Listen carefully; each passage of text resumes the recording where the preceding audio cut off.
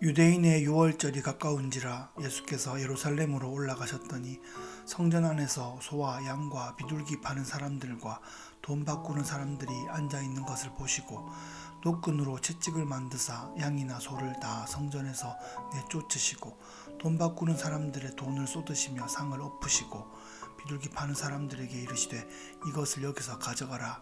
내 아버지의 집으로 장사하는 집을 만들지 말라 하시니 제자들이 성경 말씀에 주의 전을 사모하는 열심이 나를 삼키리라 한 것을 기억하더라.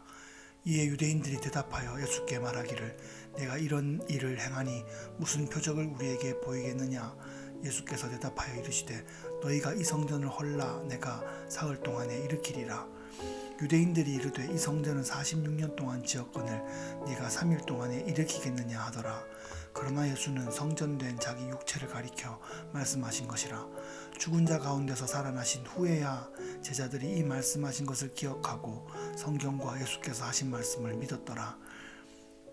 6월절에 예수께서 예루살렘에 계시니 많은 사람이 그의 행하시는 표적을 보고 그의 이름을 믿었으나 예수는 그의 몸을 그들에게 의탁하지 아니하셨으니 이는 친히 모든 사람을 아심이요 또 사람에 대하여 누구의 증언도 받으실 필요가 없었으니 이는 그가 친히 사람의 속에 있는 것을 아셨음이니라.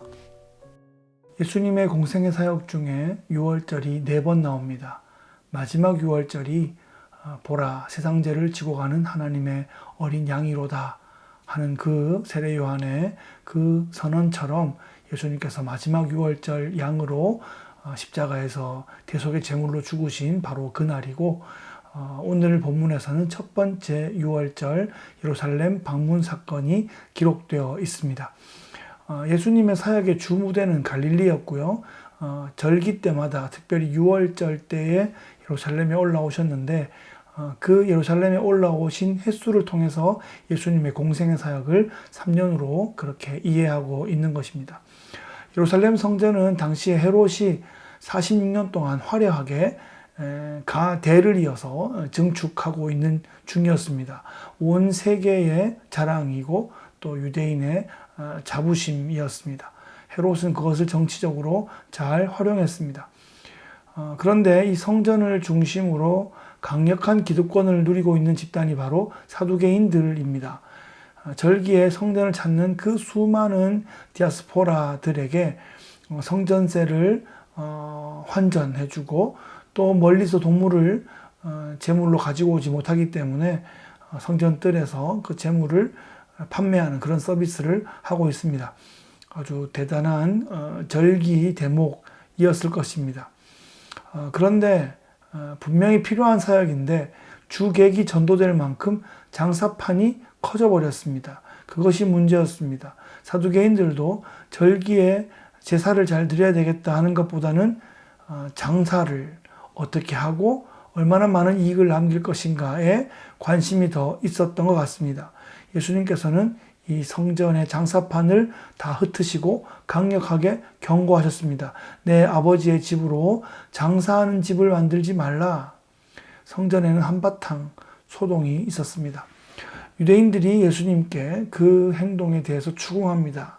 그러니까 예수님은 이 성전을 헐면 사흘 안에 다시 세우겠다. 이렇게 말씀하십니다.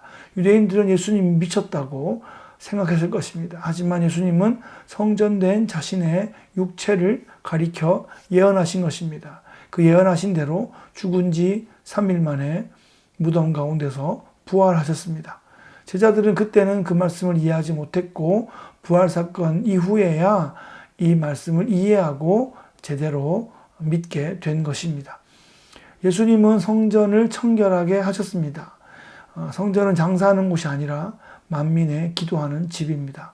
성전에서는 예배가 드려지고 기도가 올려지고 헌신이 일어납니다. 그 거룩하고 위대한 일이 성전된 나에게서 일어나야 합니다. 또한 더 나아가 성도들이 모여있는 예배 공동체에서 일어나야 합니다.